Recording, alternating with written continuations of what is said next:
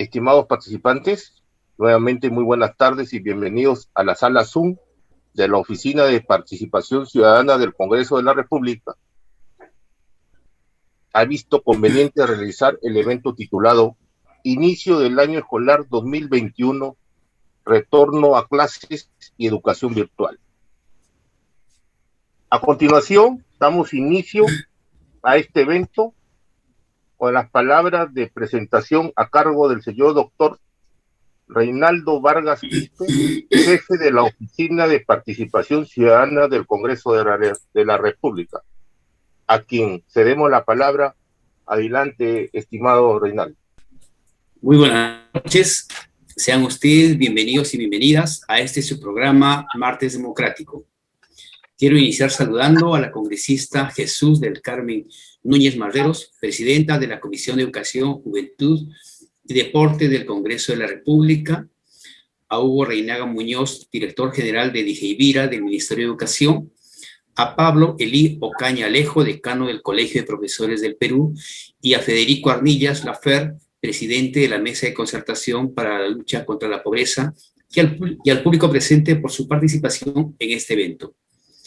La emergencia sanitaria por la COVID-19 que estamos viviendo en el Perú desde marzo del año pasado ha puesto de manifiesto, en primer lugar, las deficiencias de la atención de la salud pública a nivel nacional y sobre todo en poblaciones vulnerables. Similar situación también se ha evidenciado en el servicio educativo, resaltando las brechas existentes, sobre todo en cuanto a conectividad, condiciones de saneamiento e infraestructura, y en cuanto al manejo por parte de los docentes del uso de las tecnologías de información y comunicación, así como estrategias para una educación diversificada a distancia. Según la encuesta nacional de instituciones educativas ENEDU, para el 2018, solo el 24,5% de instituciones educativas de nivel primaria y el 59% en secundaria tenían acceso a Internet, siendo más crítico en el ámbito rural y amazónico.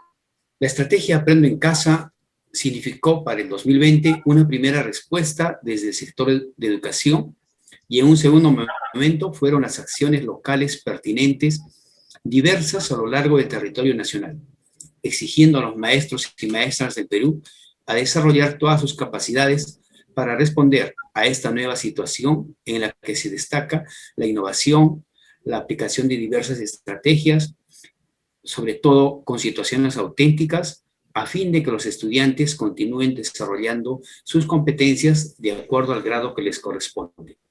Significó un constante reinventarse, se conformaron comunidades de maestros, se fortalecieron redes educativas, entre otros. Y el compromiso de las familias para que sus hijos continúen con su educación como un derecho fundamental de todos los peruanos fue el propósito más desarrollado durante el año pasado.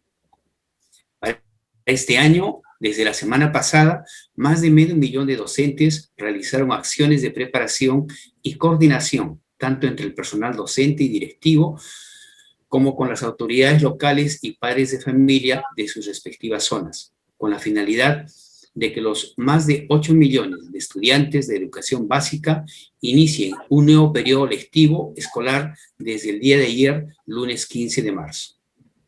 El día de hoy abordaremos la temática Inicio del año escolar 2021, retorno a clases y educación virtual. Para este propósito, el Congreso de la República, mediante este programa, a través de la Oficina de Participación Ciudadana, ha convocado a representantes de los sectores involucrados de nuestro país para que analicen y comenten sobre las medidas tomadas por el Estado peruano para el inicio de clases en todos los niveles de educación básica y la perspectiva de la educación virtual y a distancia en medio del estado de emergencia sanitaria. Para esta noche tenemos las palabras de saludo que estarán a cargo de la congresista de la República, Jesús del Carmen Núñez Marreros, actual presidenta de la Comisión de Educación, Juventud y Deporte del Congreso de la República, y como expositores contaremos con la presencia de Hugo Reinaga Muñoz, director general de Educación Básica Alternativa e Intercultural Bilingüe y Servicios Educativos en el ámbito rural, DIGEIVIRA, del Ministerio de Educación, de Pablo Elí Ocaña Alejo, decano del Colegio de Profesores del Perú, y de Federico Ardillas Lafer, presidente de la Mesa de Concertación para la Lucha contra la Pobreza.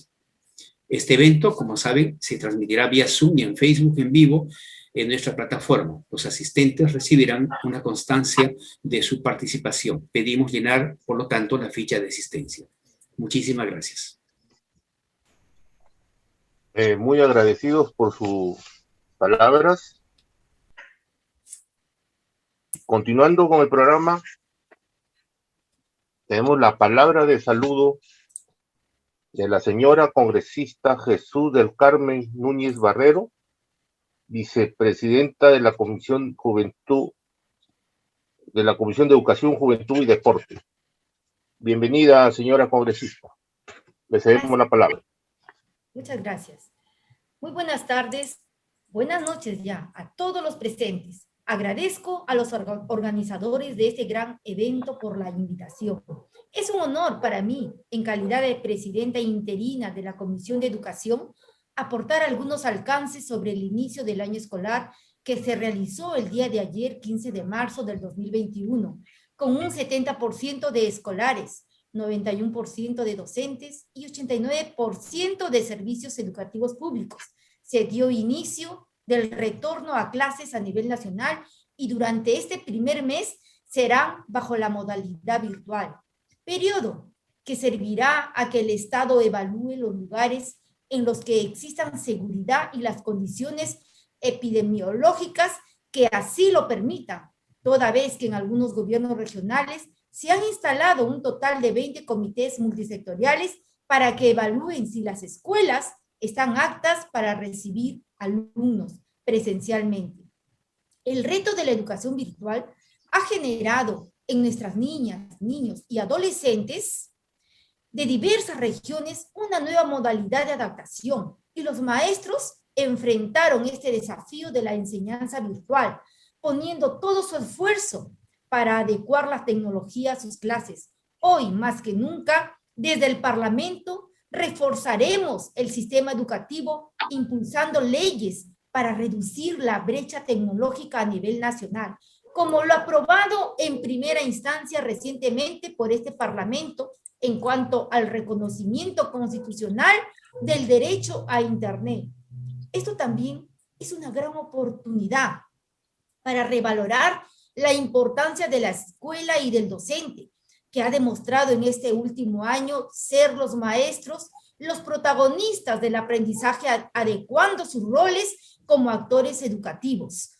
Por ello, desde la Comisión de Educación, estamos priorizando la Ley de Reforma Magisterial sobre el cálculo del beneficio social de la CTS, y para ello estamos proponiendo el 100% de la CTS para el docente. Asimismo, estamos promoviendo el ingreso a la carrera pública magisterial de los docentes nombrados interinamente durante la vigencia de la Ley 24029 y que fueron cesados por aplicación de la Resolución de Secretaría General 2078-2014, Minedu.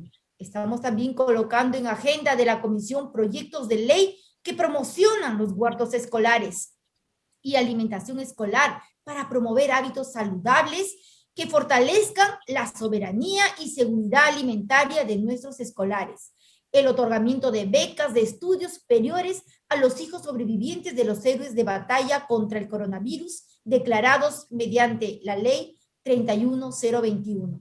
Proyecto de ley también de enfoque intercultural, la publicación y difusión de normas legales en quechua, aymara y demás lenguas aborígenes u originarias según predominancia. Y con el fin de mejorar los principios de fortalecimiento de la democracia e integridad en el quehacer de la función pública, la ley que modifica la Ley 30220, ley universitaria, con el objeto de garantizar la participación estudiantil y la idoneidad de las autoridades de la educación universitaria. Como poder del Estado, a pesar de la crisis de salud vigente, mantenemos el compromiso que el derecho a la educación se haga efectiva. Solo con una educación de calidad que incluya a los docentes e infraestructura idónea, podemos cumplir el reto que heredamos desde la naciente República, formar ciudadanos. Este año es de nuestro bicentenario de la independencia. Revivimos no la lucha por la libertad, sino es la lucha por la vida. Que estas nuevas generaciones de estudiantes reciban el esfuerzo de sus profesores con la vocación de siempre, esta vez con la tecnología de por medio, por el horizonte y puesto en la patria, necesitada de sus futuros hombres y mujeres con el conocimiento necesario para ejercer sus profesiones y así logremos la igualdad, libertad y bienestar social para el país. Me despido con una frase del maestro José Antonio Encinas. El más alto cargo que un ciudadano puede desempeñar en una democracia es el de maestro de escuela. Muchas gracias. Muchas gracias, señora congresista. Le agradecemos. Y pasamos al siguiente punto. Las exposiciones. La primera estará a cargo del señor Hugo Reinaga Muñoz, director general de Educación Básica Alternativa, Intercultural, Bilingüe y Servicios Educativos en el ámbito rural del Ministerio de Educación, director de Fortalecimiento de Capacidades, jefe de proyectos para mejora de gestión descentralizada en ámbitos rurales, jefe de la Unidad de Coordinación Regional, asociado de Foro Educativo. Actualmente es consultor de UNICEF en tema de gestión descentralizada y educación rural y fue parte del equipo de tarea en Ayacucho en tema de participación estudiantil y gestión de desarrollo educativo regional y local. Bienvenido, señor Hugo, y le cedemos la palabra para la exposición respectiva. Muchas gracias, Germán. Saludo a la congresista Jesús del Carmen Núñez Barrero, a Reinaldo Vargas, a Pablo Elío Caña, decano del Colegio de Profesores, y a Federico Arnillas Lafer, presidente de la Mesa de Concertación de Lucha contra la Pobreza, y a todos los que participan en este importante evento. En principio, agradecer por la invitación. Reciban el saludo del ministro Ricardo Cuenca y de la viceministra Quilla Miranda. Como ya ha señalado Germán, voy a hacer una exposición de 20 minutos. Me vas controlando el tiempo. Como ustedes decían, la semana pasada aprobamos la RM número 121 de este año, donde se establecen los aspectos centrales para el buen retorno del año escolar 2021. Y en esta norma, el espíritu de esta norma es esto que el ministro Cuenca ha venido señalando, es que en una situación como la que vivimos hoy en el país no puede ser similar al 2020, y lo que sí tenemos que hacer una apuesta es el retorno a las clases presenciales en tanto, y esto es fundamental reiterarlo, la situación epidemiológica lo permita. El día de ayer hemos hecho una movilización de todo el Ministerio de Educación con las regiones, y al corte de hoy, del último reporte, tenemos que más del 95% de servicios educativos han iniciado las clases, todavía, como decía la congresista, de acá al 15 de abril en modalidad a distancia o en el tipo a distancia. Y a partir de la quincena, ya ha sido señalado por el ministro, se estarían proponiendo, eso todavía va a ser comunicado oficialmente a través del portal institucional del Minedu, la posibilidad del retorno, de un retorno a la presencialidad o a la semipresencialidad, tal como está dicho acá, en tanto la situación epidemiológica lo permite. Y aquí es importante esta apuesta que tenemos como en nuestro sistema educativo, porque sabemos que en principio este tema de la atención de aprendizajes y la necesidad de interacción estudiante-docente es central. La educación a distancia y todo lo que hemos visto en esta coyuntura efectivamente ha venido para quedarse, pero la educación a distancia no reemplaza de ninguna manera la presencialidad por esta interacción que es vital por la fuerza que tiene la educación para la socialización y para la formación ciudadana, pero al mismo tiempo disminuye el riesgo social.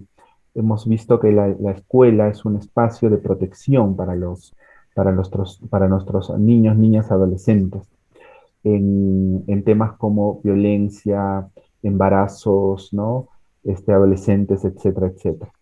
Pero de otro lado contribuyen al bienestar familiar, porque permiten el proyecto de las familias sobre sus hijos está muy asentado en la educación y esto central para las familias como parte de su desarrollo personal, en el caso de los hijos y también de las familias, pero también nos permite disminuir inequidades y brechas que hay en el sistema educativo, así como disminuye, digamos, la presencialidad, la posibilidad de interrupción de estudios, ¿no? Que el año pasado hemos visto que ha habido un porcentaje este, de alrededor del 2% que ha dejado el sistema educativo y eso es algo que tenemos que hacer como sistema, un esfuerzo para poder recuperarlo.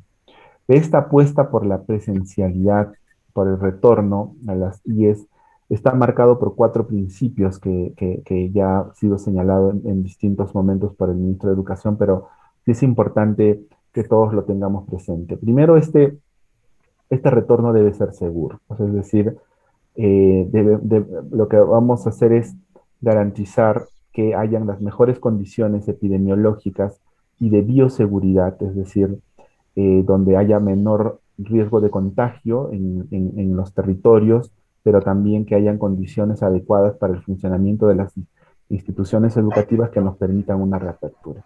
Pero por otro lado debe ser flexible y va a ser flexible porque nos debe permitir adecuarnos a los contextos de cada territorio, a los contextos de cada institución educativa. El otro principio básico es la que debe ser gradual, es decir, eh, no se va a hacer una reapertura de todos de la misma manera, sino lo que se va a hacer es, la gradualidad va a estar marcada por aquello que está establecido en la base de información entre el Minedu y el MINSA, donde nos permite identificar dónde hay las mejores condiciones epidemiológicas para poder hacer procesos de reapertura y por lo tanto, en esta primera fase, como lo ha dicho el ministro Cuenca, van a ser básicamente los ámbitos rurales donde se habilitaría, ¿no? Este es el concepto donde haya una primera habilitación para el proceso de reapertura, porque hay adecuadas condiciones epidemiológicas, ya tenemos una corrida donde más de, este, tendríamos más de 19.000 IES habilitadas y alrededor y cerca de 1 millón de estudiantes que podrían eventualmente retornar, pero esto no es suficiente. Lo otro que hemos dicho es que tiene que ser voluntario, es decir, podemos tener estas IES con estas condiciones, pero solamente las instituciones educativas, es decir, la comunidad educativa, docentes, padres de familia, ¿no? Y las autoridades locales van a definir si teniendo estas condiciones reabren o no reabren. Si deciden no reabrir, continúan bajo la educación a distancia que se va a mantener y se va a garantizar el funcionamiento a lo largo de todo el 2021 y esto va a permitir que cada IE pueda decidir si retorna o no a la presencialidad. Por eso estos cuatro principios, que sea seguro, flexible, gradual y voluntario, es lo que está en el espíritu de la norma técnica. Y esto, entonces, más o menos sigue esta ruta, es decir, una primera, como decíamos, con la información de salud donde hayan adecuadas condiciones epidemiológicas y territoriales, es decir, las tasas de mortalidad, la incidencia de casos COVID, ¿no? La proporción de camas hospitalarias, la positividad, la tasa de letalidad, el aislamiento social obligatorio, permiten condiciones favorables y además condiciones territoriales como la ruralidad y donde no haya movilidad estudiantil, es decir, que estén en el mismo ámbito y no haya mucho desplazamiento.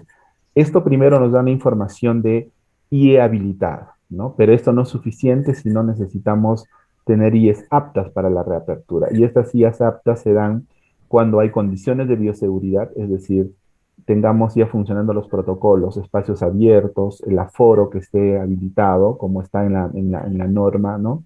Las distancias, garantiza distancia física de 2 metros entre los estudiantes, las mascarillas, el acceso a agua y los kits de higiene que ya han sido distribuidos están en proceso de distribución a las IES, y finalmente las condiciones sociales, es decir, que la comunidad esté de acuerdo.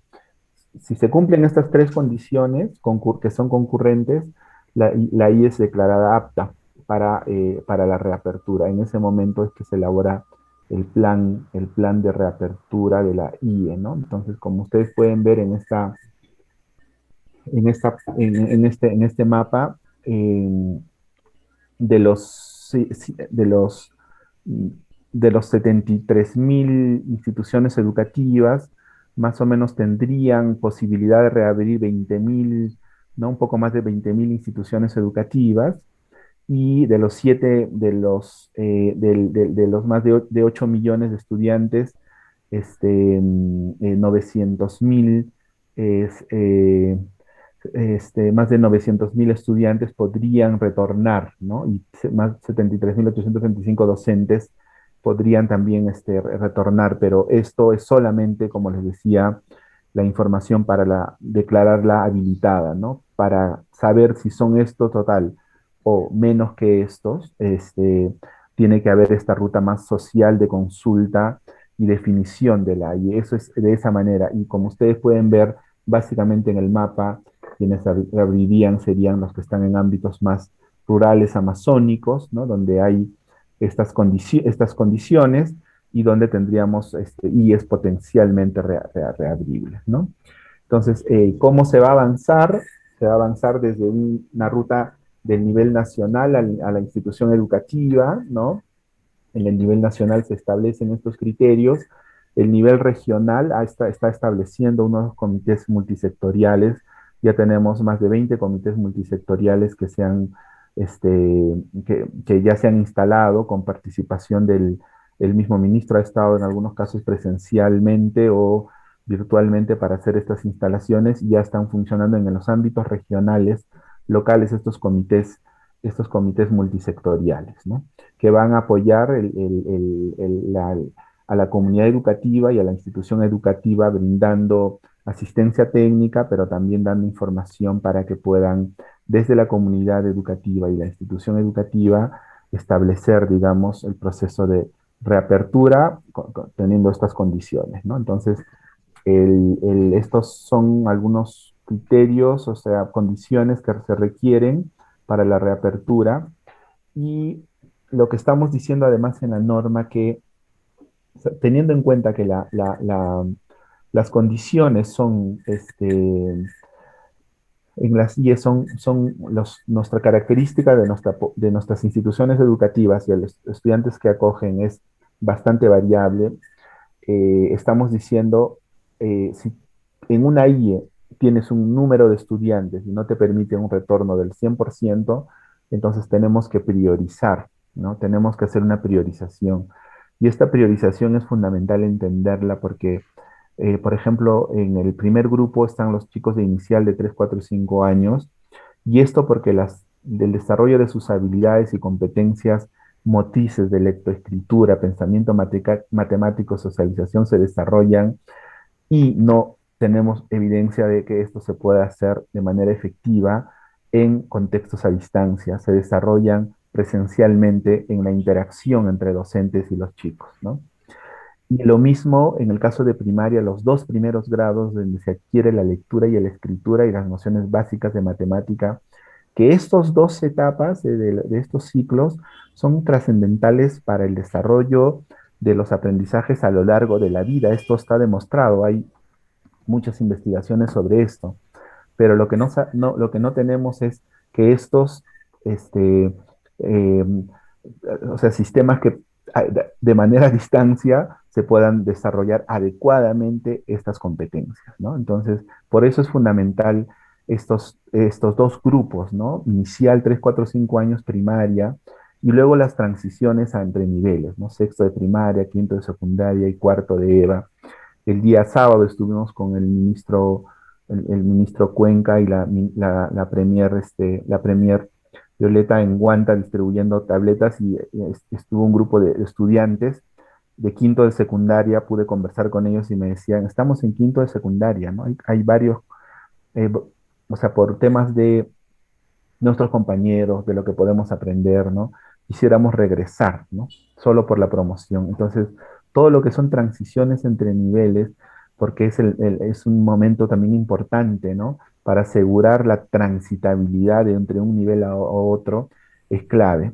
Y asimismo, el otro grupo son aquellas poblaciones que estamos viendo que no tienen acceso a conectividad no solo por el Internet, sino por todos los canales, es el otro público que debe ser priorizado.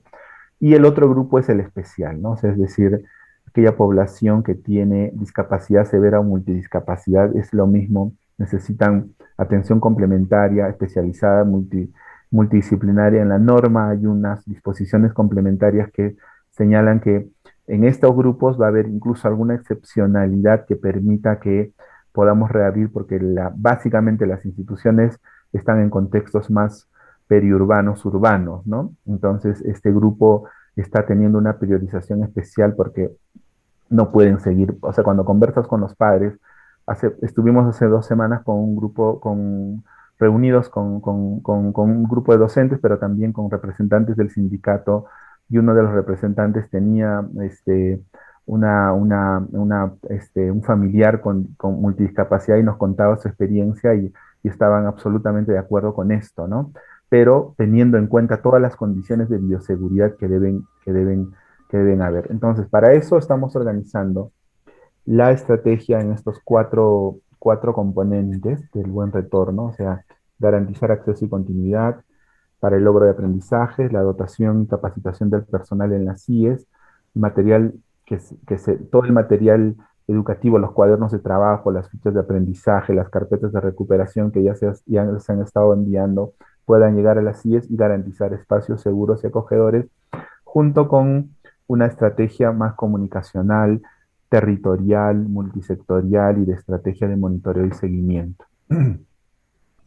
Desde esa perspectiva, esta norma es bien importante porque nos plantea un marco para el proceso de reapertura, pero también nos está planteando cómo va a ser el trabajo pedagógico en el 2021, teniendo en cuenta que en este año vamos a tener 3 tipos de servicio que van a funcionar de manera paralela en los territorios e incluso dentro de las mismas instituciones educativas. Es decir, vamos a tener un esquema de tipo de servicio a distancia, semipresencial y presencial. Y por eso es que estamos diciendo que en este 2021 ya no solo vamos a tener aprendo en casa, ¿no? Sino vamos a tener un aprendo en escuela y un aprendo en la comunidad.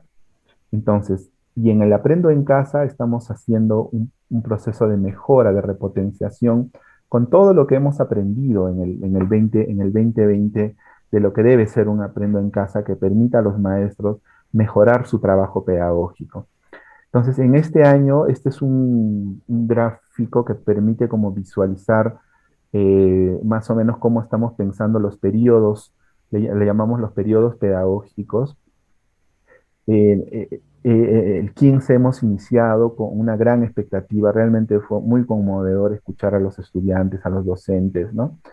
Y más aún conocer que los maestros están haciendo un trabajo, a pesar de las condiciones, ya con un proceso de planificación previa. En esta Disculpa, etapa, Hugo, sí, disculpa, Hugo, sí, sí, 3 minutos, Hugo, 3 minutos, favor, ya, para perfecto. culminar. Perfecto, termino en 3 minutos. Entonces, en esta etapa vamos a tener el inicio del año escolar. Vamos en este primer tramo, trabajar nuestros procesos pedagógicos, pero enfocándonos en conocer el diagnóstico de aprendizaje de los estudiantes, de las competencias, del nivel de desarrollo de la competencia, a tener una buena acogida, conocer en qué situación están los chicos, y sobre esa base es que se van a desarrollar ya los procesos pedagógicos más pertinentes respecto al nivel de desarrollo de la competencia. Entonces, un grupo de estudiantes va a ir con una ruta de consolidación de aprendizaje, es decir, lo que no aprendieron el 2020, y otro grupo va a ir más bien que han logrado la competencia como continuidad de sus aprendizajes. Ese es el trabajo que van a hacer los maestros, ¿no? Y para ello se están disponiendo ya en las plataformas, se van a entregar los materiales, las fichas, ¿no? de autoaprendizaje a las instituciones educativas para acompañar el trabajo pedagógico del maestro, ¿no? Entonces, en ese sentido, Aprendo en Casa se está repotenciando para poder que estos canales pues, interactúen mejor, ¿no? Radio, televisión, web, organizados en una sola estructura, en una sola matriz, que se vincule además a los materiales de trabajo que se va a llegar. Entonces, eso va a ser Aprendo en Casa como parte de un recurso más que va a tener el maestro para su trabajo pedagógico, pero sabemos que no va a ser el único, porque están las tabletas que ya van a llegar hasta fines de marzo, eso está previsto, ¿no? Y las fichas de autoaprendizaje y todos los materiales que se puedan producir, ¿no? En el escenario 2, en el Aprendo en Escuela, ya es un trabajo más educativo semipresencial o presencial, donde hay una mayor interacción y por lo tanto la posibilidad de uso de otros recursos se mejora, se potencia, y para esto hay todo un paquete formativo que estamos haciendo para los maestros para poder acompañarlos en esta ruta. Y lo que es Aprendo en Comunidad, donde ya se están trabajando alianzas con, por ejemplo, los tambos, ¿no? Con el MIDIS y otro tipo de estrategias como los jinetes comunitarios en Loreto, etcétera, donde permita una mejor interacción entre la escuela y la comunidad, ¿no? Igual los recursos en este caso se ponen disponibles. Como les decía, y con esto voy terminando, se está poniendo como un paquete de formación, ¿no? Bastante eh, eh, potenciada para los maestros, para los directivos de instituciones educativas, que van a ser acompañados y que vamos a tener por la plataforma Perú Educa alcance a todos los maestros en general, tanto EIB, rural, ¿no? Maestros urbanos, etcétera, y trabajar con las direcciones regionales de educación, con los gobiernos regionales, una estrategia de asistencia técnica que nos permita potenciar también sus experiencias más territoriales y avanzar con esta ruta del trabajo pedagógico, ¿no? Acá hay varios procesos, por ejemplo, de desarrollo, de fortalecimiento para el uso de las nuevas tecnologías por la incorporación de las tabletas que se va a requerir, y en eso estamos desplegando también un equipo y un trabajo con las regiones, pero la idea es que pues, podamos avanzar en esta lógica de el desarrollo de las competencias más digitales y tecnológicas con los maestros, ¿no? Ahí me quedo, les quiero agradecer su atención y disculpen si me he pasado un par de minutos. Muchas gracias.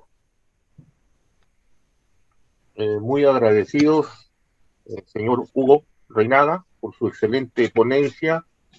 Lamentablemente el tiempo es el peor enemigo. Continuamos. El señor decano del Colegio de Profesores del Perú de Gestión Pública en la Universidad de San Martín, con estudios de Administración Pública en la Universidad Peruana de Ciencias Aplicadas, formador docente en el Instituto Superior Pedagógico y Universidad Virgen de las Nieves de Siguas, Ancash. Capacitador en temas de educación, presidente de la rama magisterial 2011-2015, es asesor del director de la Biblioteca Nacional del Perú, es director de la Gran Biblioteca Pública de Lima entre el 2016 y 2017, es dirigente sindical del SUTEC, actual decano del Colegio Nacional de Profesores, coautor del libro Ancash, Capital Cultural y Educación, junto con Wilfredo Taxoli Escudero, y es colaborador en el equipo de la Mesa de Desarrollo Docente del Consejo Nacional de Educación. A quien le cedemos la palabra, señor Pablo Elí Ocaña. Por favor, adelante. Muchas gracias, Germán. Un saludo cordial a todos los asistentes a este importante foro. Un saludo cordial a Reinaldo Vargas y gracias por la invitación. Y saludo a la presidenta de la Comisión de Educación del Congreso de la República, a la señora Carmen Núñez Marreros. Un saludo cordial al representante, al director del área de gestión pedagógica del Ministerio de Educación, al señor Hugo Reinaga. Mi aprecio y saludo también a Federico Arvillas, presidente de la Mesa de Concertación de la Lucha contra la Pobreza, y un saludo a cada uno de los asistentes. En nombre del Colegio de Profesores del Perú, quiero expresar algunas ideas básicas vinculadas al tema, sabiendo que educación y analizar desde diferentes perspectivas es bastante amplio.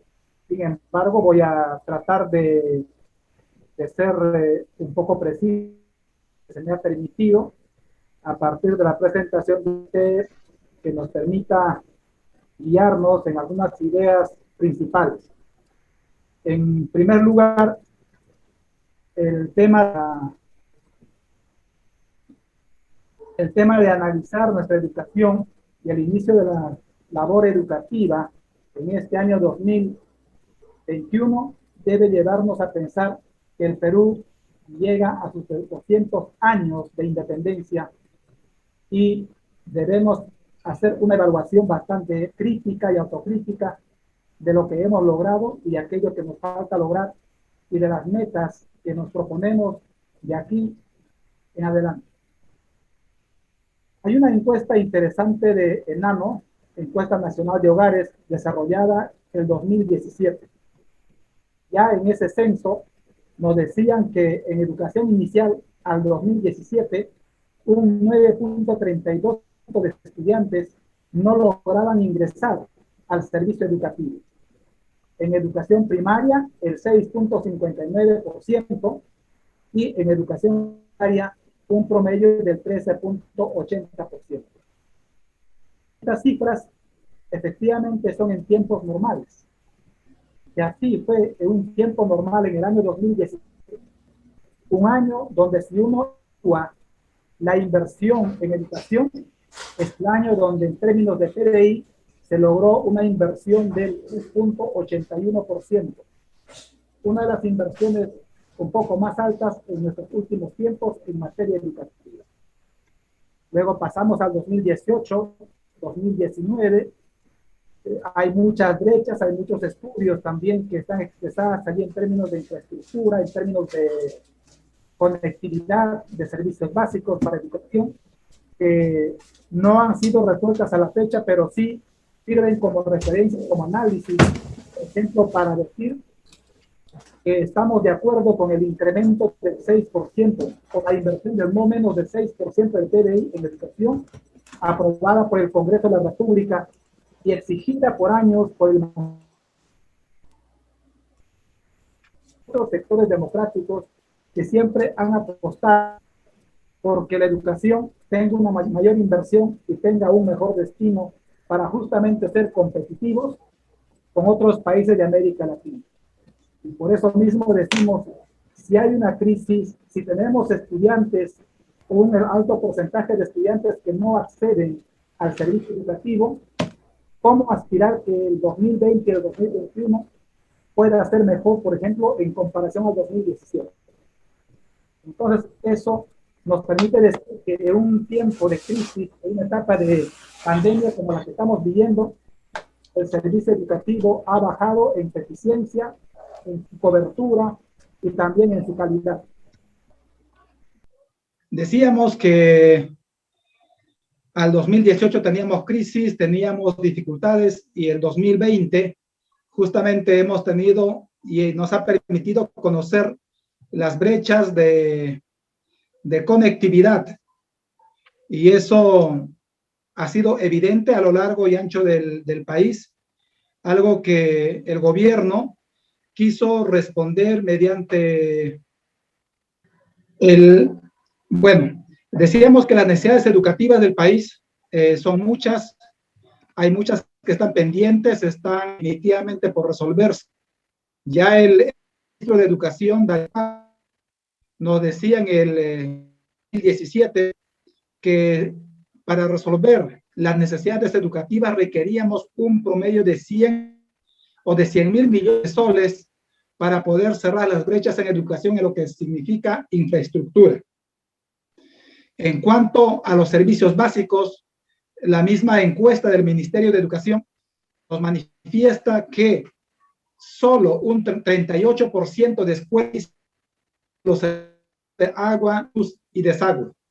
Actualmente son otras encuestas que habría subido esto a un 40%, pero si nosotros leemos la cifra de otra manera, un promedio del 60% de las instituciones educativas no tendrían este servicio básico elemental. En la brecha digital, según el Instituto Nacional de Educación de Informática, de Estadística de Informática, al primer trimestre del 2020, el 40.1% de hogares peruanos tuvo acceso a Internet. En las zonas rurales se redujo hasta el 5.9%.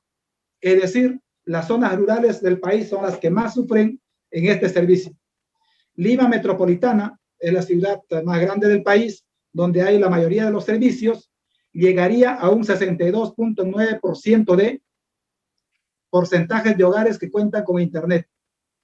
Cuando hablamos en términos de celulares, nos dicen que el Perú tiene un promedio de conectividad hasta un promedio del 70%.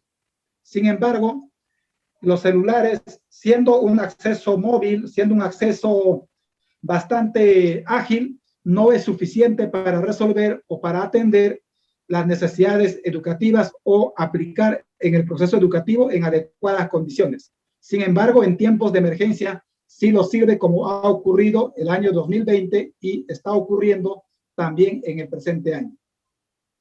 Ya el señor Hugo Reinaga había comentado e informado muchos datos importantes sobre el inicio del año.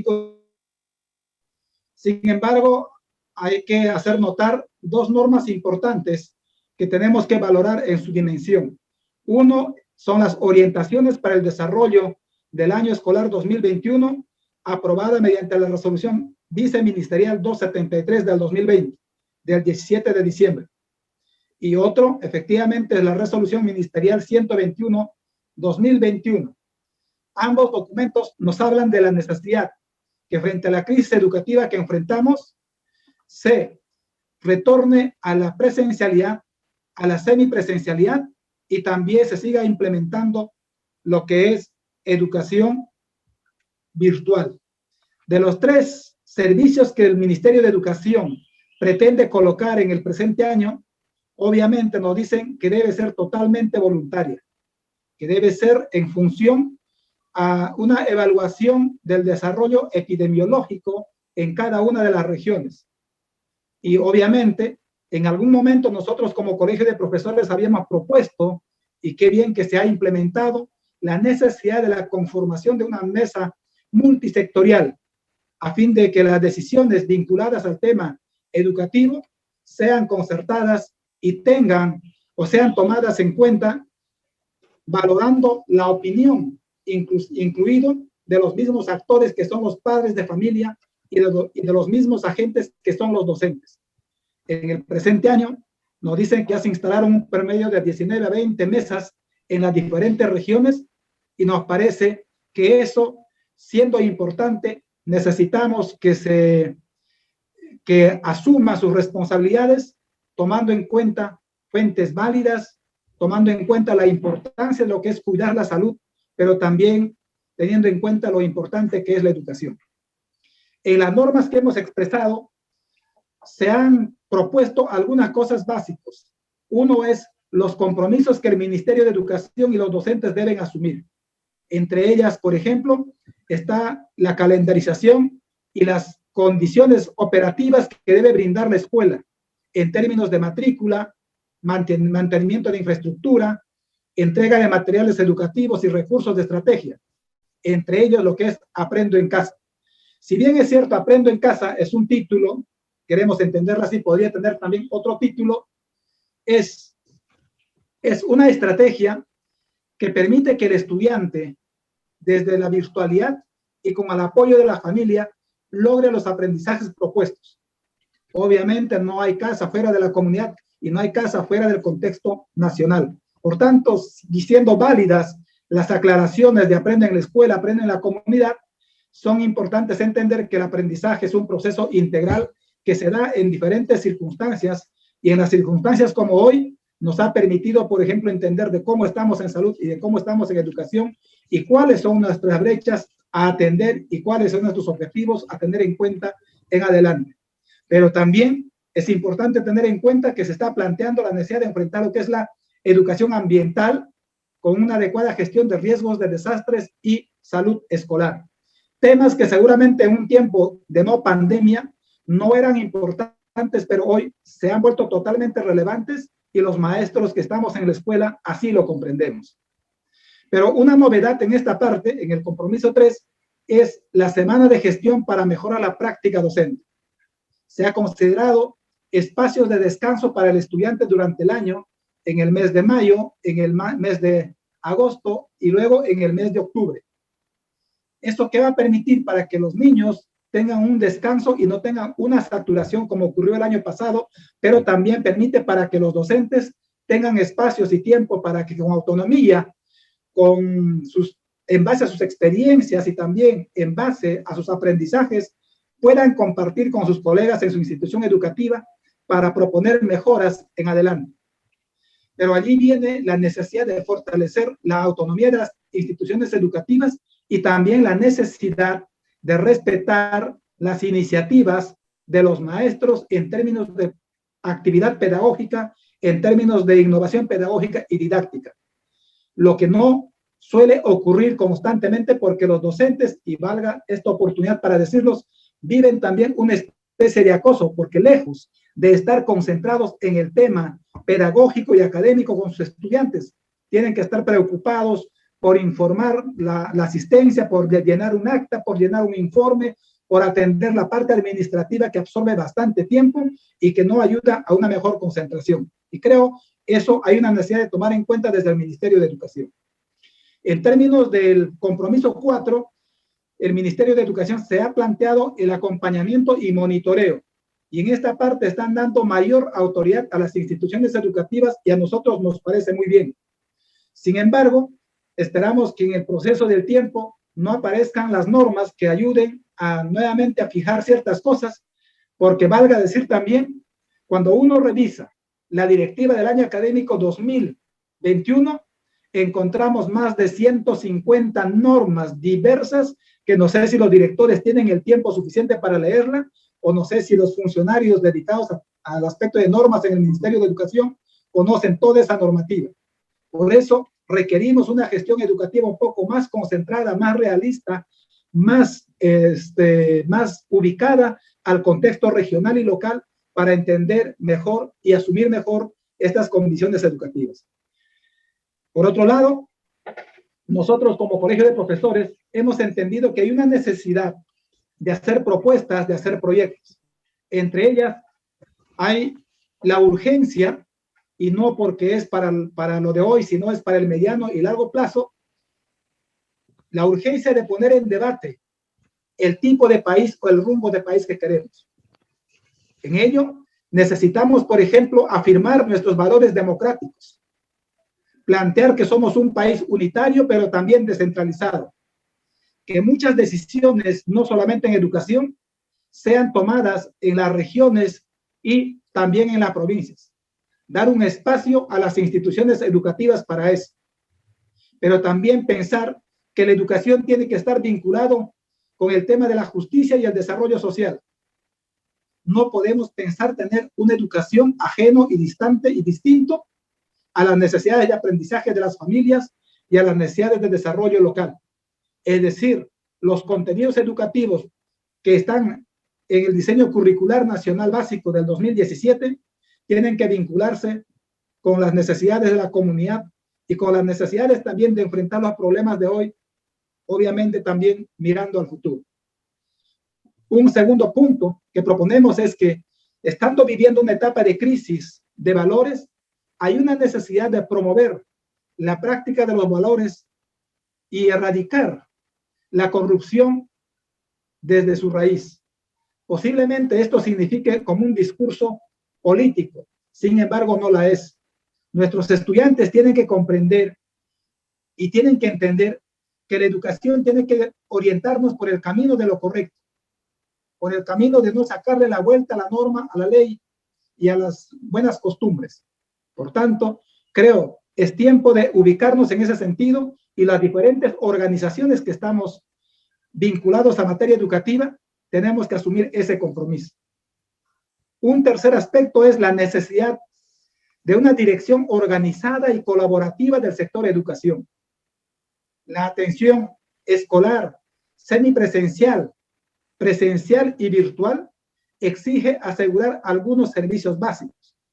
Y eso no podremos hacer si no hacemos de una manera organizada, planificada, colaborativa entre todos aquellos que estamos vinculados en el tema educativo. Y aquí tenemos que entender la necesidad de trabajar mucho el tema de la bioseguridad. Nos han anunciado que en el presente año tendremos un presupuesto de 134 millones de soles para temas de instalar lavaderos para las escuelas, pero también la necesidad de instalar lo que son o la adquisición de materiales como mascarillas, como faciales y otras. Pero, señor Eli, disculpe, sí. Señor Eli Ocaña, 2 minutos para que culmine su exposición. Gracias. Entonces, hay una necesidad de también satisfacer con los recursos tecnológicos, y los estudiantes de las zonas rurales estarían retornando, por ejemplo, a las escuelas con la idea de que no tienen acceso a educación. Justamente por eso nosotros planteamos, lejos de poner en riesgo la vida de ellos y de los maestros, sería importante que el Estado garantice la entrega de recursos tecnológicos a ellos, y además también garantice la conectividad, y también se proyecte una propuesta de educación digital que como Colegio de Profesores lo vamos a presentar en las próximas semanas a los candidatos a la presidencia para poder exigirles su compromiso. Por otro lado, necesitamos que los docentes desarrollen prácticas de investigación, de innovación, no porque hay un estímulo, sino porque hay la necesidad de que la práctica docente debe ser algo permanente, con innovación, con compromiso y con desarrollo.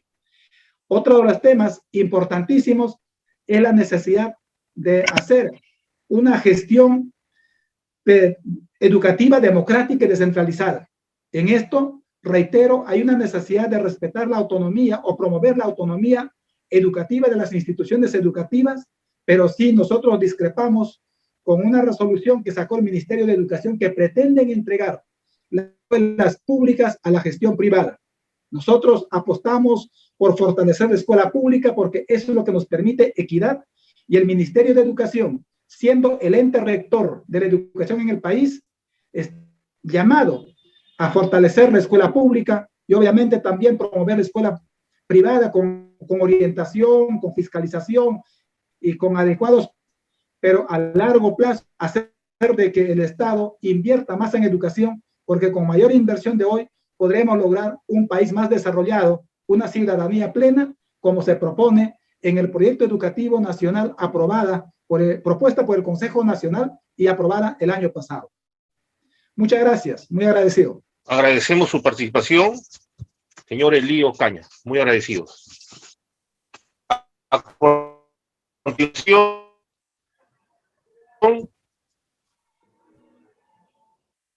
tenemos nuestro tercer Federico Arnillas Lafer, presidente de la Mesa de Concertación para la Lucha contra la Pobreza. Es miembro del Foro de Acuerdo Nacional desde el 2002.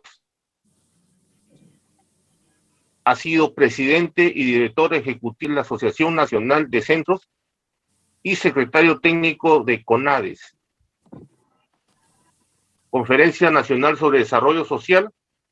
Se ha desempeñado como vicedecano del Colegio Nacional de Sociólogos. Ha integrado el Tribunal de Honor del Pacto Ético Electoral del Jurado Nacional de Elecciones y como consultor ha brindado servicios a instituciones nacionales e internacionales y docente de la Universidad del Pacífico, maestría en gestión de la inversión social. Le cedemos la palabra al señor Federico Arnías. Adelante. Gracias, Germán. Muchas gracias por este espacio. Un saludo a Reinaldo Vargas. Perdón, ¿se me escucha bien? Sí, perfecto.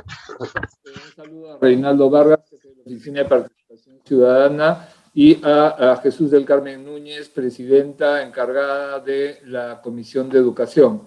Igualmente aprovecho para saludar a los colegas que nos han acompañado en el panel, a Hugo Reinaga, a Pablo Elí, y me toca abordar un tema, creo que teniendo en cuenta los elementos que han puesto los colegas, trataré de hacer una presentación que busque enfatizar algunos elementos complementarios. Voy a compartir pantalla, si me autorizan. Quizás digamos, la primera idea fuerza que quisiera destacar es la que nos convoca, es el reinicio de clases, pero creo que es importante mirar el contexto en el cual se está produciendo este reinicio de clases, ¿no? Un año después de tener la presencia del COVID en el país, una mezcla de esperanzas, pero también de nuevas amenazas. Creo que hay que ser conscientes de esos elementos, ¿no? Los contenidos que voy a presentar recogen elementos que han sido trabajados en un espacio que denominamos Colectivo Interinstitucional por los Derechos de la Niñez y la Adolescencia, que coordina la Mesa de Concertación para la Lucha contra la Pobreza. Esta presentación me busca recoger un conjunto de recomendaciones para la protección de los derechos a la educación de niñas y niños y adolescentes en este contexto del COVID. Y me parece que es importante tomar como punto de partida en el sentido que el derecho a la educación está enfrentando retos en este contexto del COVID debido a este escenario de restricciones, de interrelación y de movilización que plantea la pandemia, ¿no? Hoy día estamos viendo en términos internacionales cómo países que han estado abriendo la escuela a servicios presenciales están en retroceso de esas medidas. No como una decisión permanente, porque creo que nadie en su sano juicio va a apostar por cerrar las escuelas, sino porque la amenaza ha crecido. Yo creo que es importante ser especialmente conscientes de este escenario, porque creo que el 2021 no es igual al 2020, y creo que hay que remarcar eso. No es igual en varios sentidos, y creo que lo que mejor expresa esa situación es la durísima experiencia que se está viviendo en Manaus, que se está generalizando a Brasil, y que nos abre, digamos, al hecho de una variante del coronavirus, en este caso la variante brasilera, que ya está en el Perú, ¿no? Que es mucho más agresiva que la variante que teníamos original en el país, ¿no es cierto? No solamente es más agresiva, más contagiosa, sino que también ha echado por el suelo la idea de que no hay reinfección, o sea que la persona que tuvo COVID, ¿no?, queda ya inmunizada. Y quizás el otro elemento nuevo que hay que incluir en el análisis, y del que no hablábamos el año pasado, pero cada vez es más evidente, es que las niñas, niños y adolescentes también se contagian. Ya estamos teniendo reportes en el país de casos de niñas, de bebés que han fallecido, ¿no?, por causa de COVID. Y esto no es un elemento secundario, creo que son parte de las condiciones que hay que tener en cuenta para poder avanzar en esta discusión respecto a cómo manejar la garantía al derecho. La vacuna será una manera de garantizar esas condiciones para la educación o para la actividad económica del país, siempre y cuando logremos tener como país y como planeta, aquí no hay excepción, o nos salvamos como especie, ¿no? A tener como planeta una vacuna y una manera de esperar esa evolución tan vertiginosa que tiene el virus, ¿no? Tengo una cifra que quisiera compartir, lamentablemente no la tengo. El equipo del CTBC, o sea, el Comité de Transparencia y Vigilancia Ciudadana que preside Monseñor Bambarén, estuvo ayer en un número importante de colegios en el país mirando las condiciones de buen inicio del servicio educativo en el sentido de padres que se hacían presentes, de entrega de alimentos, y lo que encontró es que solo en el 30% de estos colegios predominantemente rurales, porque ese es el área donde opera los comités de transparencia y vigilancia, pudieron acceder a la entrega de los alimentos por parte de Halley Warman, ¿no? Entonces, quiero señalar el punto porque nos ayuda a contextualizar. Entonces, estamos en un escenario que está ofreciendo viejas limitaciones, viejas entre comillas, son limitaciones que arrastramos del año pasado, como la conectividad a Internet y radio, como el acceso a energía, como el desarrollo de capacidades en torno al manejo de TICs, etcétera. Son elementos que arrastramos del año pasado todavía y que no estamos superando, y nuevos elementos que estamos teniendo como resultado de los cambios a los que me he referido, ¿no? Es un elemento que nos parece muy importante en el proceso y además cumple una función pedagógica, y empezamos por eso, por ese punto, es recoger la participación, promover la participación y recoger la opinión de niñas, niños y adolescentes. Quiero señalar que como mesa se ha hecho una consulta a adolescentes y jóvenes, y las voces de los adolescentes han sido, que están en la escolar, todavía un grupo de ellos, ¿no?, han sido convergentes en esta preocupación por la salud. También hay la preocupación de los jóvenes, no solamente por la salud, sino por los ingresos, pero la salud es la primera prioridad para el 60% de las personas que participaron en esta encuesta, con más de 2.582 personas que han participado en esta consulta virtual. Señalo estos puntos porque creo que son un marco de referencia. Construir políticas supone la voz de los padres y madres de familia, por cierto, pero también la voz de las niñas, niños y adolescentes. Escucharlas, pero dialogar con ellas. Escucharlas no quiere decir hacerles caso, quiere decir construir un diálogo que enriquezca el proceso de toma de decisiones. El cierre de brechas es clave, creo que los anteriores expositores han insistido en ese punto y lo compartimos. Creo que un actor clave es el Ministerio de Transportes y Comunicaciones. En general miramos solo al sector educación, pero las responsabilidades en términos del desarrollo de la red, de su adecuada explotación, tiene que ver con el Ministerio de Transportes y Comunicaciones, en este caso, ¿no?, que además tiene competencias en otros medios de comunicación.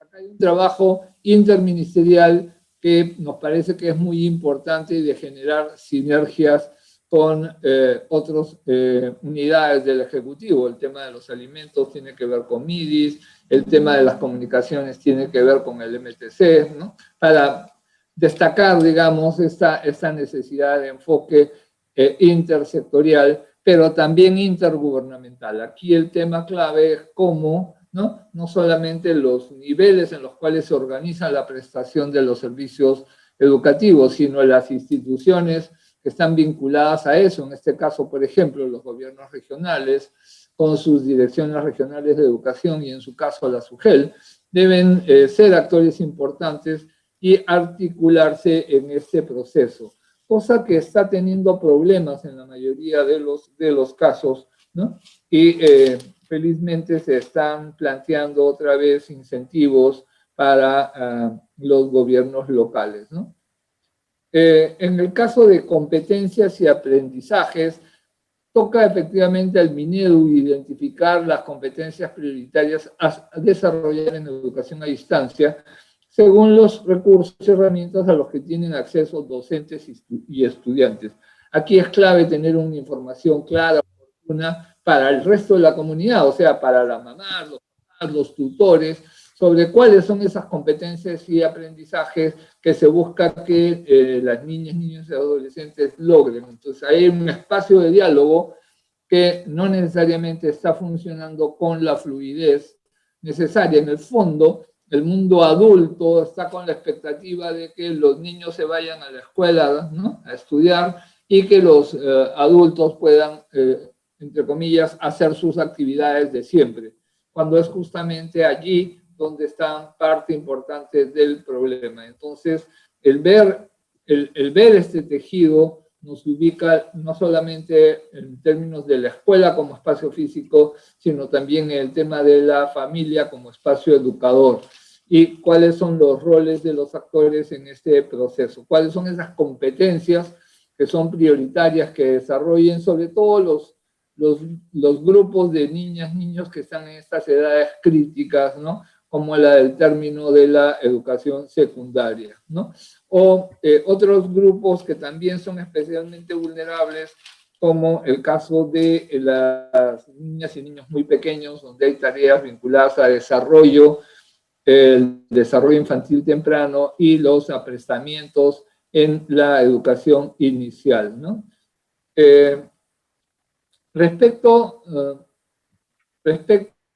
Perdón, un segundo, a la educación,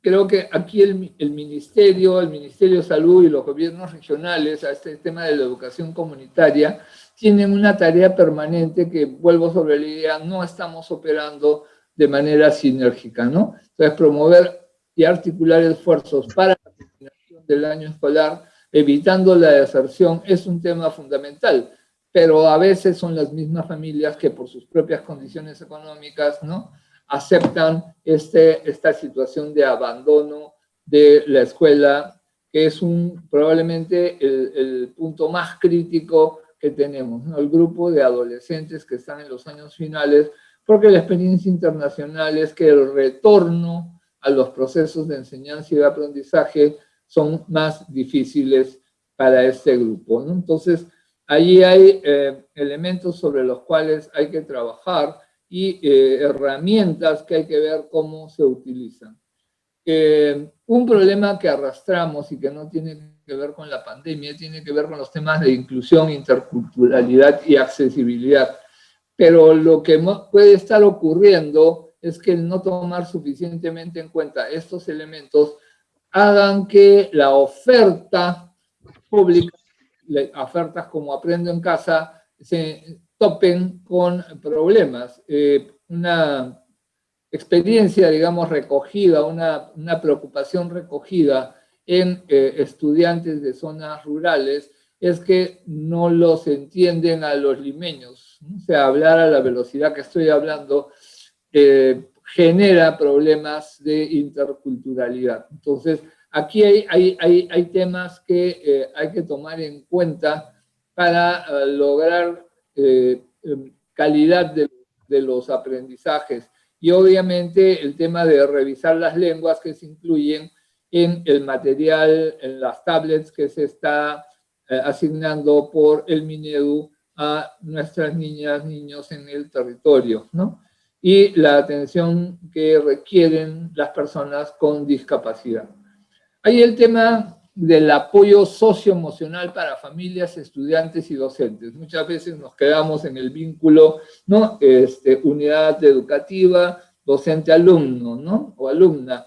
Pero la verdad es que, y eso es parte de lo que queremos insistir, es que hoy día es más claro esa interdependencia que hay no solamente con el alumno, la alumna que participa en la escuela, sino con su entorno familiar y las relaciones con el docente y su propio entorno familiar. Y la necesidad de reconocer el impacto emocional que la cuarentena está dejando en todos los involucrados en este proceso. Sabemos que ese es un problema clave de salud pública que está creciendo, que estamos reconociendo como país, pero en torno a eso es muy importante tener un apoyo y estrategias adecuadas a los estudiantes, a los docentes y, por supuesto, al trabajar con los miembros de la familia. Un tema que no podemos dejar de mencionar porque ocurre en condiciones normales y que se ha agravado en estas condiciones de la pandemia son las situaciones de violencia contra niñas, niños y adolescentes, en especial la violencia sexual hacia niñas y adolescentes. Y este es un tema que es muy importante tener en cuenta para ver estrategias de alianzas interministeriales. Hay un rol aquí del Ministerio de la Mujer y Poblaciones Vulnerables, pero también habrá un rol del MINEDU, del sector de educación más exactamente, por ayudar a identificar oportunamente las situaciones de riesgo y construir en torno a eso estrategias de protección. En términos de la gestión local, creo que es importante, pensamos que es importante contar con un repositorio de experiencias pedagógicas que han sido exitosas. Quisiera compartir con ustedes muy rápidamente la experiencia de la mesa de concertación con el FONDEP en el caso de Puno. Fue un trabajo de verdad muy interesante. Puno es una región por lo menos trilingüe, castellano, quechua, aymara, ¿no?, en la cual los retos pedagógicos son muy altos y se trabajó un proceso de consulta con todas las UGEL del departamento, que son 14 si la memoria no me falla, con docentes de los 3 grandes grupos, ¿no?, inicial, primaria y secundaria, para identificar con ellas, con ellos, las buenas prácticas pedagógicas, aquellas prácticas que podían ser declaradas validadas a partir de las experiencias de las y los docentes participantes en el proceso. Creo que fue una experiencia muy rica para hacerse de una documentación de esas estrategias, de esas herramientas pedagógicas, tanto las que sirven como las que pueden quedar inútiles, digamos, no ser efectivas para no repetir errores que la gente reconoce. Quisiera terminar planteando algunas preocupaciones sobre el retorno a clases presenciales para que éstas sean de manera segura. Creo que los riesgos que tenemos, fue mi punto de partida y es mi punto de cierre de esta presentación, es que es muy importante reconocer el escenario en el que estamos hoy día, ¿no? Para volver a algunos temas de presencialidad en escuela rural, por ejemplo, hace un año el virus estaba en las ciudades y se expandió por las ciudades hasta llegar a nuestras zonas rurales. Hoy día podemos estar en un escenario eventualmente distinto. La variante brasilera está entrando por el río, está subiendo, aunque ya está en Lima, pero lo que quiero llamar es este escenario nuevo. Entonces, es importante avanzar hacia clases presenciales, sí, siempre y cuando se cumplan las condiciones necesarias para limitar los riesgos de contagio, ¿no? Y los riesgos de contagio y lo más duro de este tipo de contagios es cuando el niño se convierte en la vía que transporta el virus. Quiero quedarme acá y agradecer la oportunidad de poder haber hecho esta presentación. Sé que estoy planteando más desafíos que soluciones, pero solo estando al tanto de esos desafíos es que podremos lograr una salida exitosa para el futuro de la educación. Un abrazo, muchas gracias por esta oportunidad. Tenemos la rueda de preguntas en la cual estaremos empezando con el primer expositor, señor Hugo Reinaga. Según la resolución ministerial 121, la decisión de retornar a la presencialidad la toma la institución educativa. Significa entonces, si pasa algo como contagio, ¿será responsabilidad del director de la institución educativa? La siguiente, en la década del 60 al 70 se estudiaba de lunes a viernes 8 horas diarias. en la mañana de 8 a 1 y en la tarde de 2 a 5. Hacía un total de 40 horas y los sábados de 8 a 1, 5 horas más. En total, a la semana, 45 horas. Y hemos visto los resultados. Luego se estudió de 8 a 1, 5 horas diarias. Por 5 días, de lunes a viernes, 25 horas.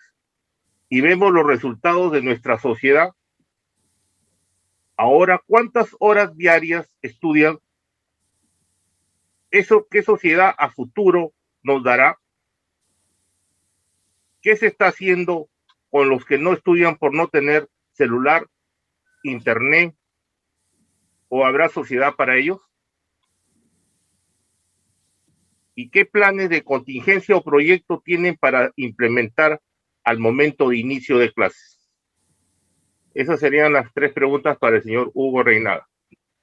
Tiene 5 minutos, señor Hugo Reynada, por favor. Gracias, Germán.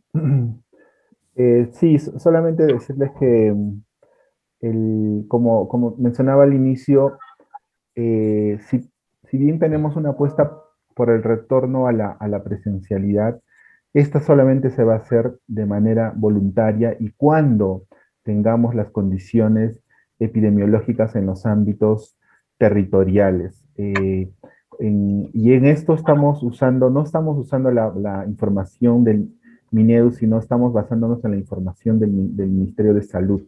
Con ellos tenemos es más, el documento, la norma técnica 121 fue aprobada con la opinión técnica del Ministerio de Salud, porque con ellos cuidamos que estas condiciones efectivamente se vayan a cumplir y que no pongamos en riesgo a los estudiantes, a los docentes ni a las familias. De por sí mismo, mencionarles que el año pasado ya hubo una primera experiencia. El año pasado reabrieron más de 830 instituciones educativas en ámbitos rurales donde habían estas condiciones. No hubo ninguna situación que alertara, y más bien el índice de satisfacción de docentes y familias fue más del 80%, porque eran ámbitos donde no hay las condiciones para poder recibir una educación a distancia, y eso permitió que estos niños adolescentes puedan avanzar con el desarrollo de sus aprendizajes. Eso mismo se está cuidando y no se está imponiendo desde el Ministerio de Educación ninguna reapertura forzosa para todos, sino más bien una reapertura que más bien sea absolutamente voluntaria y cuidando todos los protocolos y las condiciones. Y para ello sí, como ministerio, estamos avanzando en poder garantizar estas condiciones de bioseguridad que permitan, una vez que la institución educativa y la comunidad haya decidido reabrir, tener estas condiciones que permitan, digamos, a la comunidad educativa tener un esquema, en un esquema presencial, semipresencial. Y si la institución educativa decide que no, simplemente estamos garantizando que la educación a distancia se va a mantener a lo largo de todo el año. Y así es como va a ser este año. Muchas instituciones educativas, y esto seguramente va a ser mucho en el ámbito urbano, van a cerrar el año a través de el tipo a distancia, ¿no? Pero eso va a ser una decisión finalmente de la comunidad educativa. Lo que está establecido en la norma técnica respecto a responsabilidades, no está asignando ninguna responsabilidad. El director no tiene responsabilidad ante un probable caso aislado de contagio. Lo que sí establece es un mecanismo de cierre temporal de la institución educativa. Y esa es la decisión que tiene que tomar el director de la IE. No hay ninguna responsabilización, porque la responsabilización es de todo el sistema y de los distintos niveles, cómo ha ido bajando, porque la información ha sido proporcionada desde el nivel nacional, hay un equipo regional, etcétera, ¿no? Entonces, lo que sí tiene que hacer el director ante un posible caso aislado de contagio es inmediatamente proceder al cierre de la institución educativa, y eso está en la norma. Respecto a las condiciones, efectivamente, las condiciones que tenemos hoy de trabajo a distancia están vinculados a el tiempo de disponibilidad de los estudiantes que planifican cada maestro, y esto es variable. Lo que sí estamos diciendo en la norma técnica, bajo un esquema semipresencial, y esto ha sido validado por el MINSA, o sea, con un esquema presencial o semipresencial, cuidando los aforos, la distancia física, ¿no? Todas las condiciones de bioseguridad, solamente se va a poder estar como un máximo de 4 horas bajo un esquema, digamos, presencial o semipresencial. Eso es algo que está establecido. Y por eso es que bajo este esquema, si son 4 horas, las horas adicionales, los estudiantes van a tener un trabajo más a distancia que complemente lo que se ha trabajado bajo un esquema semipresencial, que puede ser interdiario, ¿no? Y esto es el tema de la flexibilidad, como bien pregunta, ¿no? O sea, es decir, la flexibilidad la va a determinar la misma comunidad educativa para poder cumplir, digamos, con la jornada que han definido en la guía. Y había una última pregunta, Germán, que discúlpame, se me pasó porque tenía que ver uno con la responsabilidad, el otro con el horario, y había uno tercero, las previsiones que estamos tomando como sector. Sí, estamos tomando, es decir, no es las mismas condiciones en este año que el 2020, porque Aprendo en Casa está repotenciado, está mejorado. Hay todo el tema de la preocupación por las tablets. Nosotros encontramos, no había una dificultad con las empresas, no había un calendario de distribución, y se ha hecho un trabajo enorme para que ya el calendario de distribución cierre al 30 de marzo a nivel nacional, con la entrega de las tabletas al más de 1 millón de estudiantes y docentes. Sabemos que es insuficiente, ¿no? Pero ya con esto estamos garantizando que buena parte de nuestros maestros, de nuestros estudiantes cuenten con esto. Y para sí estamos trabajando unas pautas para aquellos estudiantes que efectivamente comparten, por ejemplo, un dispositivo con sus hermanos en este tiempo, ¿no? de educación a distancia, que permita, digamos, un trabajo más colaborativo dentro de la misma familia. Y estamos también ya trabajando para que se puedan poner ya a disposición digamos, la programación de Aprendo en Casa, televisión, radio, web, ¿no? Todos los materiales impresos van a estar todos los materiales que requiere el maestro para trabajar con sus estudiantes van a estar disponibles en la plataforma Perú Educa, ¿no? Eso les podría comentar. Muchas gracias, Germán. Muy agradecido, estimado Raúl. Continuamos con las preguntas para el señor Eli Ocaña. Los maestros y maestras ahora cubrimos la inversión de la computadora laptop, celular y megas. ¿Deberían incrementar un bono para esta inversión? Seamos realistas, estamos viviendo una segunda ola en la que siguen cayendo más infectados y fallecidos, y por algo nos tienen en toque de queda y más restringido la inmovilización los domingos. Entonces, ¿cómo pensar en reinsertar a los estudiantes a clases presenciales si ni siquiera los adultos mayores se han terminado de vacunar? El virus sigue aquí cobrando vidas y aún más afectando nuestra economía. Los hospitales están sin abastecimiento de camas UCI. Señores, ¿en qué realidad estamos viviendo? Otra pregunta del señor Carlos Alberto La Rosa: ¿qué consecuencias se espera con el tipo de enseñanza actual si se piensa que afecta el aprendizaje del sistema educativo actual? No podemos ser tan ingenuos en pensar que no habría evidencia que un colegio no sea un juez en el trayecto de ida y vuelta a él, en quizás subir a una movilidad al tocar las infraestructuras donde muchas veces ni agua y desagüe hay. ¿Por qué? ¿Quién nos pueden tomar? No somos personas conscientes, señores, vivimos una realidad y bajo esta hay que buscar la estabilidad, no improvisar, por favor. A ver, manden primero los suyos. A las finales, los padres somos los que tenemos la última palabra sobre la salud de nuestros hijos. Por favor, hay que ser más empáticos. Adelante, señor Eli Ocaña, por favor. Disculpe, señor Eli, le faltaba una pregunta más, ¿se la puedo leer? ¿Me escuchó lo que...?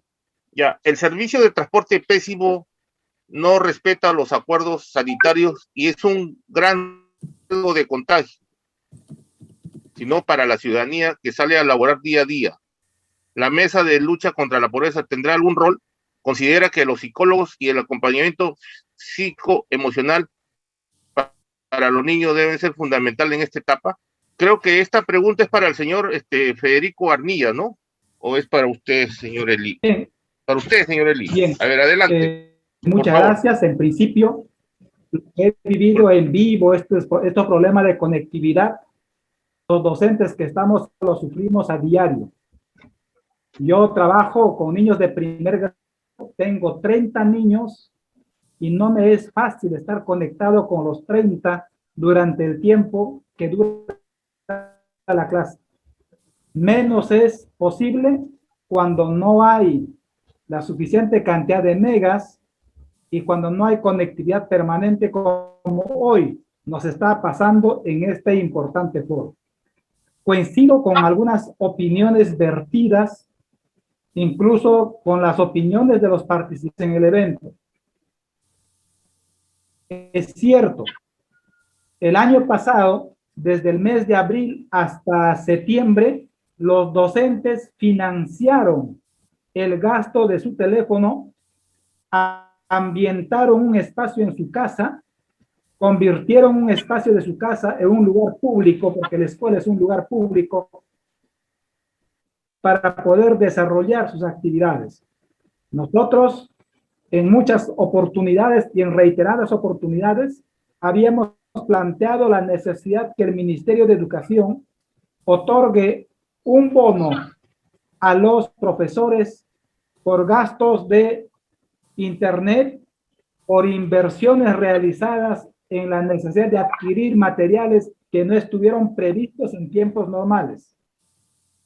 El pago del servicio de telefonía que se hizo a partir de octubre, noviembre, diciembre, benefició a un sector de los docentes, pero quienes teníamos contratados servicios de Internet y teníamos servicios de telefonía con línea abierta e ilimitada, sencillamente hemos beneficiado a la empresa telefónica el costo que por nosotros pagaban. Y con ejemplos, yo al ver ningún beneficio, en el mes de diciembre renuncié a ese bono porque dije no puedo sacrificar al Estado para pagar por un servicio que no estamos usando, porque estaba financiando mi servicio de Internet. Cosas como eso han ocurrido en muchas partes del país y con cientos de docentes. Es cierto, en muchos países han brindado beneficios y apoyos a los sectores con escasos recursos. Y en el Perú, creo ameritar que el Estado apoye a los sectores que más requieren a fin de garantizar que este proceso educativo virtual tenga mejores condiciones. Obviamente, el 1.000.000 de tabletas entregadas es importante, pero no es suficiente. Pero nos ha demostrado que tenemos un Estado bastante deficiente en términos de ser operativo en tiempos de crisis. El presidente lo anunció un 26 de abril, indicando que las tabletas serían entregadas en julio o en junio, pero lamentablemente estamos casi a 9 meses, recién se está planteando entregar a fines de mes. Y las tabletas no solamente significan entrega y operatividad, requiere capacitación, requiere manejo adecuado de los contenidos. Necesitamos alfabetización digital a los maestros y también a los estudiantes.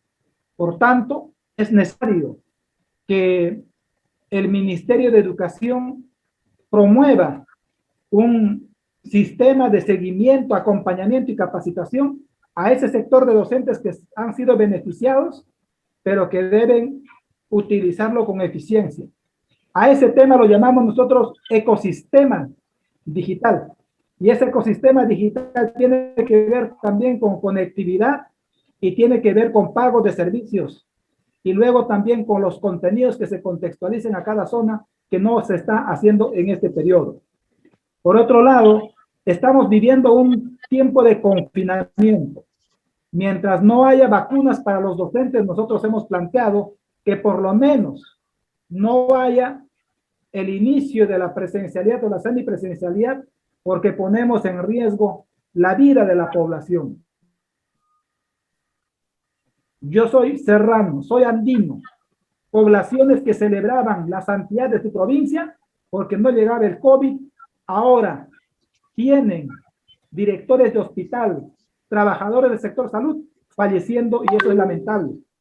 Muchas comunidades rurales no cuentan con una posta médica equipada, no cuentan con profesionales especializados en la atención de estos problemas, y justamente por eso reiteramos, por más que posiblemente nos confrontamos con algunos sectores, planteamos que primero es la salud junto a la educación, pero por tanto cuidemos el tema de la salud y que la presencialidad debe llegar en su momento, pero en estos meses no estamos en condiciones de retornar.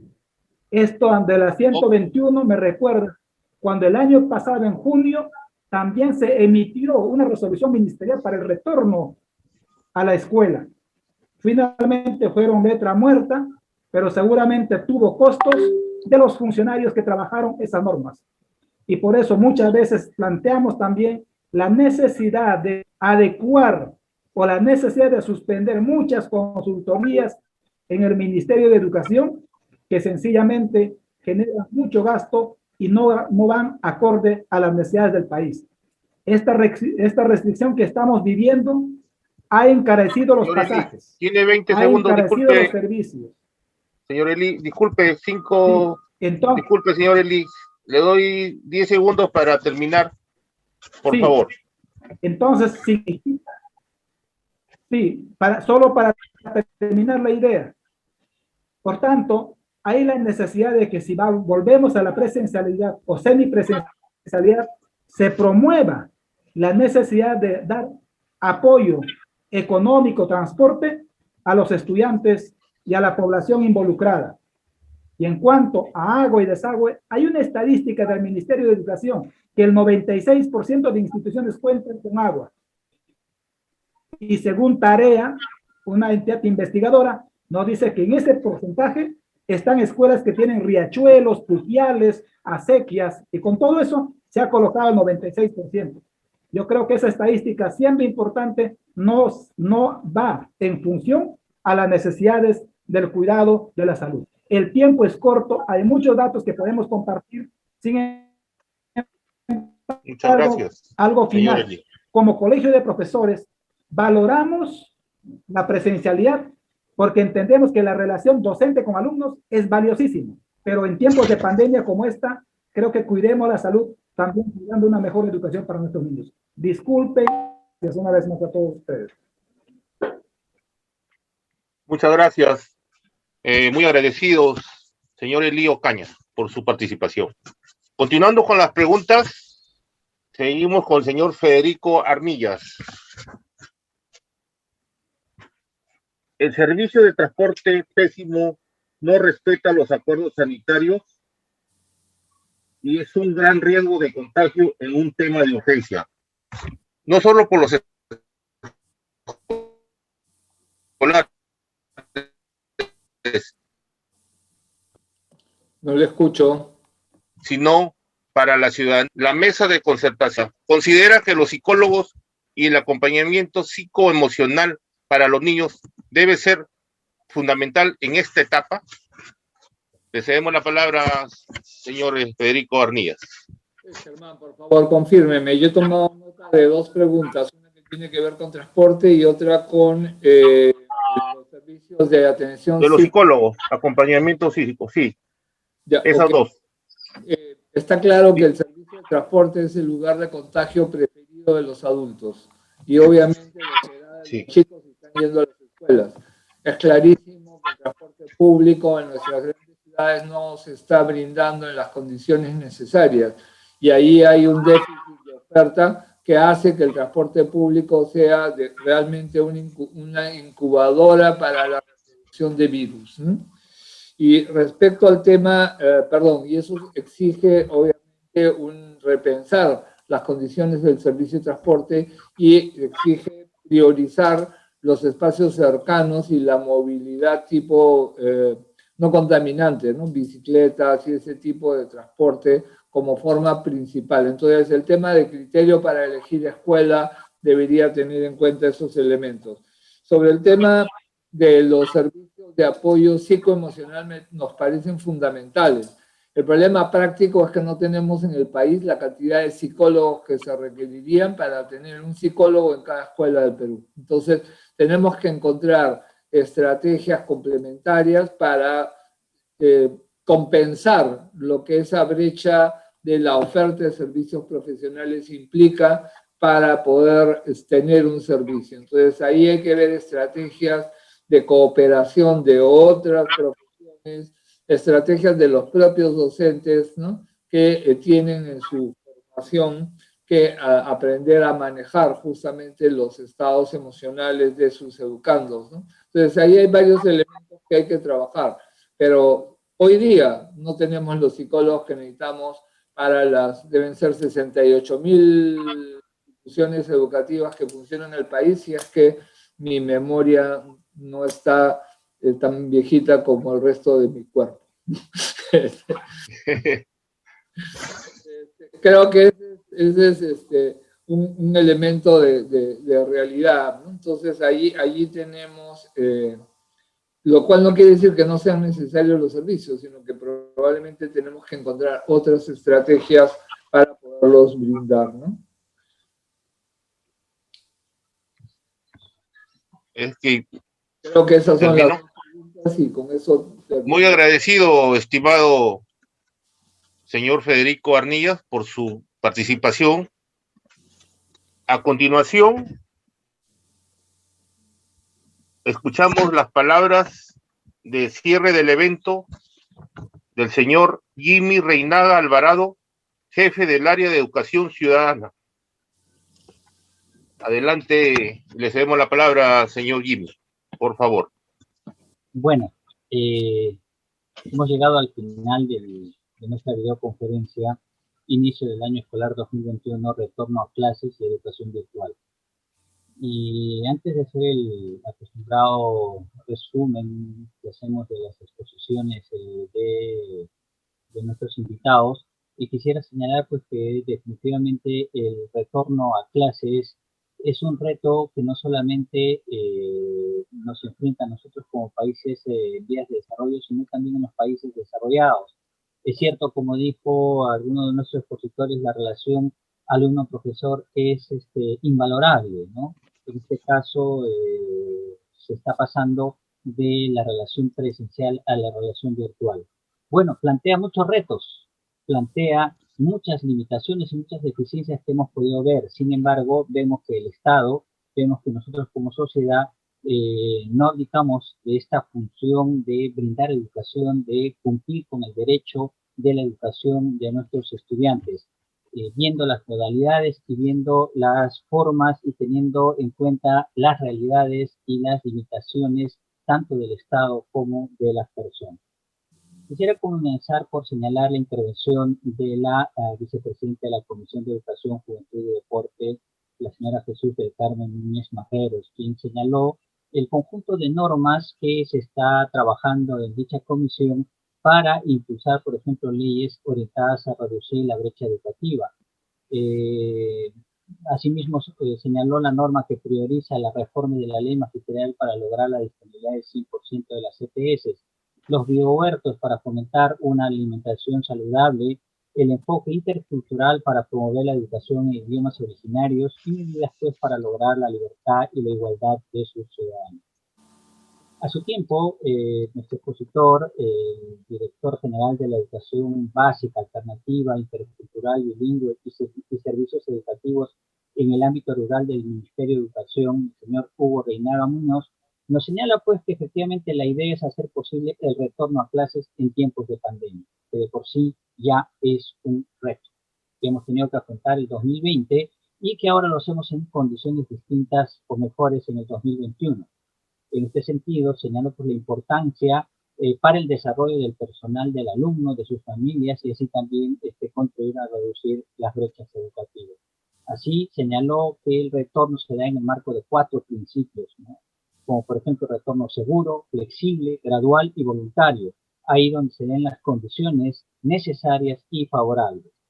Señaló que ahí donde no es posible el retorno del 100% se tendrá que priorizar por tipo de población estudiantil, inicial, primaria de los primeros años, grupos de transición entre niveles y población vulnerable. Asimismo, el marco del proceso de reapertura plantea pues el reinicio de al menos 3 modalidades, el presencial, a distancia y el semipresencial. Aprende en casa, en este caso en la modalidad a distancia, se repotencia. Aprende en la escuela presencial o semipresencial y aprende en la comunidad que permite las interacciones con la comunidad. Por su parte, el expositor, el decano del Colegio de Profesores del Perú, el doctor Pablo Elí Ocaña Alejo, nos dice pues que el inicio de clases debe llevarnos a una evaluación autocrítica, por ejemplo, las brechas en matrícula educativa, las brechas de conectividad, las brechas de infraestructura en cuanto a bienes y servicios básicos, las brechas digitales en zonas rurales, que sufren mucho más donde los celulares no son suficientes para lograr los objetivos. Así señaló que es necesario valorar las orientaciones para el inicio del año escolar, resaltando el carácter voluntario y de acuerdo al cuadro epidemiológico de cada región donde las mesas intersectoriales tengan un papel protagónico cuidando la salud de la población. Asimismo hizo llegar algunas propuestas y proyectos, por ejemplo el debate del tipo de país que queremos, donde la educación se vincule a la justicia social y a las necesidades de la comunidad. Asimismo, estamos viviendo una etapa de corrupción, por lo que se debe promover los valores necesarios para erradicarla. Asimismo, señaló la dirección organizada y articulada del sistema educativo donde se trabaja el tema de bioseguridad y la necesidad de hacer una gestión educativa democrática, descentralizada, que fortalezca la educación pública. Y finalmente, el presidente de la Mesa de Concertación para la Lucha contra la Pobreza, el señor Federico Armillas Lafert, destacó pues el reinicio de clases en el contexto de un año después de COVID con una mezcla de esperanzas y amenazas. En ese sentido, el derecho a la educación encuentra retos y restricciones donde el 2021 donde los niños ya se contagian, no solamente es un tema de adultos. Señaló que el Comité de Vigilancia Ciudadana que solo el 30% de los colegios pudieron acceder a los alimentos de Caliwarma. El cierre de brechas es fundamental, donde juega un papel fundamental el Ministerio de Transportes y Comunicaciones. Asimismo, se deben identificar las competencias de aprendizaje que se deben lograr con la educación a distancia. Y señaló que no se está abordando de manera sinérgica para evitar la deserción escolar. Asimismo, un problema general que tiene que ver con la oferta educativa se topa pues, con problemas de interculturalidad para mejorar el aprendizaje, las lenguas originarias y las personas con discapacidad, y la prevención de situaciones de riesgo de violencia sexual contra las niñas y adolescentes. En el tema local es necesario contar con un repositorio de experiencias pedagógicas exitosas. Y finalmente planteó una preocupación para el retorno de clases seguras. Es necesario reconocer el escenario en el que nos encontramos para limitar los riesgos de contagio, especialmente para evitar que el niño se convierta no solamente en vehículo de contagio, sino también el mismo de afectar a su salud. Bien, quiero terminar señalando pues que ha sido una noche bastante satisfactoria porque hemos podido evidenciar el lado complejo de esta actividad fundamental para el Estado, que es brindar la educación ciudadana, la expectativa de los padres de familia y la seguridad de los niños. Definitivamente es un tema bastante complejo, creo que hemos abordado algunas partes, hemos recogido las preocupaciones de los padres de familia, las preguntas en este sentido se han orientado a responder este tipo de inquietudes. Solamente nos resta señalar pues la satisfacción de la Oficina de Participación Ciudadana del Congreso de la República, de la Tercera Vicepresidencia del Congreso y de la Oficina de Educación Ciudadana y del equipo de Martes Democrático la satisfacción de la realización del evento, porque creo que hemos cumplido con la finalidad de la videoconferencia, el tratamiento del inicio del año escolar 2021, torno clase virtual. A nuestros expositores, muchísimas gracias por tu tiempo. A nuestros participantes, muchísimas gracias por habernos acompañado esta noche y por haber formulado las preguntas del caso. Dándoles participar en los sucesivos programas de Martes Democrático, con gusto los estaremos recibiendo. Muchísimas gracias, muy buenas noches.